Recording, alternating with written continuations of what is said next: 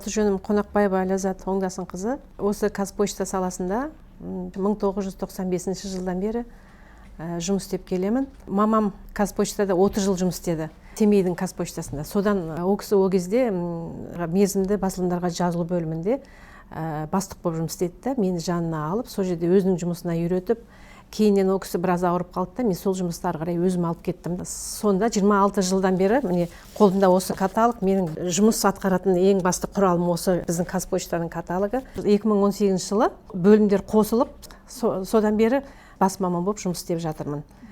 Бұл бөлімде подписка да бар, сосын хатпенен сәлемдемелерді жіберу біздің қазір бастапқы жұмысымыз болып есептеледі. Мерзімді басылымдарға жазылатын қазір үлкен кісілер болып кетті.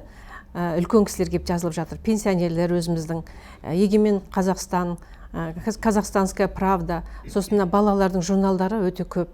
Сол жағынан қазір өте жақсы сұраныс жүріп жатыр. Шетелдік басылымдарды көбінесе бізде кәсіподақтар алады. Өздеріне салалары бойынша керекті профессиональный журналдарын кәсіпорындар алады. Біздің Қазпоштамызға енді 25 жыл, 26 жыл өзімнің туған үйімдей болып кетті. Сондықтан жылдан жылға көркейіп өсе берсек екен деймін.